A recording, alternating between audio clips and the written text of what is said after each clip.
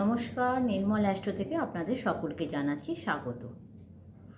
আজকের বিষয়ে আমি আলোচনা করব যে আপনারা অনেকেই চিন্তিত থাকেন যে কোন দিকে আপনারা সম্বন্ধ খুঁজবেন। আপনাদের জাতকদের বা জাতিকাদের নির্দিষ্টভাবে একটি দিককে নির্ণয় করা হয় জ্যোতিষশাস্ত্র অনুসারে। আপনারা সেই দিক অনুসারে যদি আপনারা সম্বন্ধ খোঁজেন বা দেখেন, তাহলে কিন্তু আপনাদের সাফল্য আসার সম্ভাবনা আছে। তা আমি বেশি কথা না বাড়িয়ে তাহলে আমি আলোচনা করি যে আপনারা কোন দিককে আপনারা নির্বাচন করবেন এবং আপনাদের বিবাহ কোন দিকে হবে, কাছেই না দূরে, এটাও কিন্তু আমি আজকে আলোচ্য বিষয় জানাবো। প্রথমেই আমি বলি যে আমাদের 12টা রাশি আছে। এই 12টা রাশিকে কিন্তু 12টা দিক আছে, দিক নির্ণয় করে থাকে। এই 12টা রাশিকে আবার আমরা 4টি ভাগে ভাগ করি। যেমন ধরুন বায়ু রাশি, জলরাশি, অগ্নি রাশি, পৃথ্বী রাশি। বায়ু রাশি কোন কোন রাশি পড়ছে না, মিথুন রাশি, তুলা রাশি এবং কুম্ভ রাশি। এই 3টি রাশি হলো বায়ু রাশির মধ্যে পড়ছে। এবং কর্কট রাশি, বৃশ্চিক রাশি, মীন রাশি, এই 3টে রাশি কী রাশির মধ্যে পড়ছে না, জলরাশির মধ্যে পড়ছে।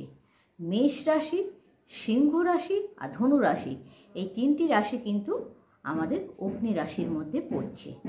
আর চতুর্থ হচ্ছে পৃথ্বী রাশি। এই পৃথ্বী রাশির মধ্যে কে কে পড়ছে না, বৃষ রাশি, কন্যা রাশি, মকর রাশি। এই গেল আমাদের রাশি। 12টা রাশির 12টা তত্ত্বের মধ্যে পড়ছে। এই তত্ত্বগুলো কিন্তু এক একটা দিককে নির্দেশ করছে। এবার বলি যে এই তত্ত্ব যদি আপনার সপ্তমপতি এই বায়ুতত্ত্বে, অর্থাৎ আপনাদের মিথুন রাশি, তুলা রাশি কিংবা কুম্ভ রাশি, এই দিকগুলিতে যদি থাকে, তাহলে কিন্তু আপনার বায়ুতত্ত্ব হচ্ছে। বায়ুতত্ত্বের মধ্যে যদি আপনার সপ্তমপতি থাকে, তাহলে কিন্তু আপনার বিবাহ জীবন বা পাত্র বা পাত্রী খোঁজ করতে পারেন আপনারা পশ্চিম দিককে। এবার আসে আমি জলতত্ত্বে। যদি আপনাদের কারোর কর্কট রাশি, বৃশ্চিক রাশি এবং মীন রাশি, এই রাশিতে যদি আপনাদের সপ্তমপতি থাকে, অর্থাৎ সপ্তম ঘর হয়ে থাকে, আমি কিন্তু সপ্তম ঘরের কথা বলছি, সপ্তমপতির কথা বলছি, যে কোনো একটি হতে পারেন।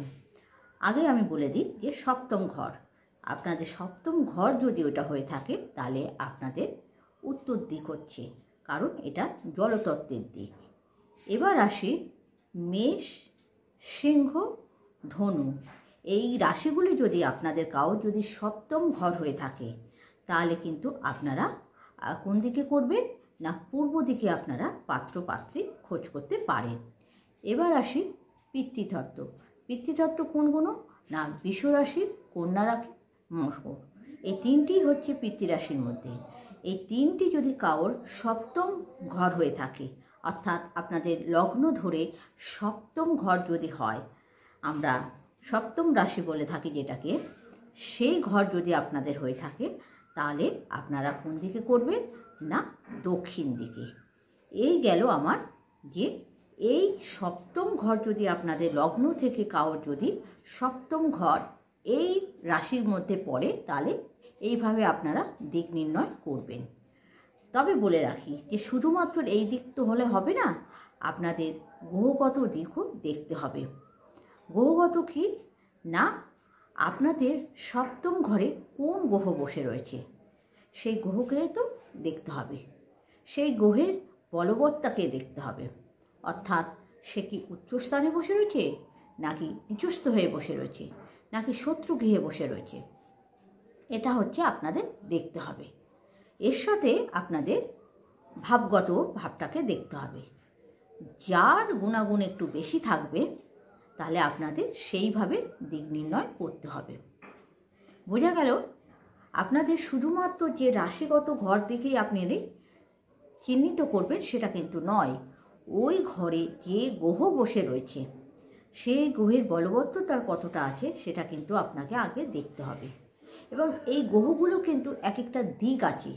তাহলে আপনারা জেনে নিন যে কোন গ্রহ আপনার সপ্তম ঘরে যদি কোনো রকমের কোনো গ্রহ যদি বসে থাকে সেটা কোন দিককে নির্ণয় করছে আপনি আগে সেটা বলুন। না, আপনার সপ্তম ঘরে যদি রবি বসে থাকে তাহলে কি হবে না, আপনি পূর্ব দিককে নির্বাচন করবেন, এবং চন্দ্র বসে থাকলে আপনার সপ্তম ঘরে আপনি উত্তর দিককে নির্ণয় করবেন। আপনার যদি মঙ্গল বসে থাকে আপনি তাহলে দক্ষিণ দিককে নির্ণয় করবেন। বুধ বসে থাকলে আপনি উত্তর দিককে নির্ণয় করবেন। বৃহস্পতি যদি বসে থাকে আপনার সপ্তম ঘরে তাহলে আপনি কিন্তু ঈশান কোণকে মানে নর্থ ইস্টের দিক করে আপনি পাত্রপাত্রী খুঁজতে পারেন। আপনার সপ্তম ঘরে যদি শুক্র বসে থাকে তাহলে কিন্তু সেটা দক্ষিণ পূর্ব কোণে মানে সাউথ ইস্টে আপনি খুঁজতে পারেন। আর যদি শনি বসে থাকে তাহলে আপনাকে পশ্চিম দিকে খুঁজতে হবে। আপনাকে আগে দেখতে হবে যে আপনার কোন ঘরে কোন গ্রহটা বসে রয়েছে, তার বলবত্তটা কী আছে। যদি ভাবগত বলবত্ত থাকে তাহলে কিন্তু আপনি ভাবগত দিক দিয়ে আপনি পাত্র খোঁজার চেষ্টা করবেন। আর যদি গ্রহগত দিক থেকে যদি আপনার বলবত্তা থাকে তাহলে আপনি গ্রহগত দিক থেকে দেখবেন।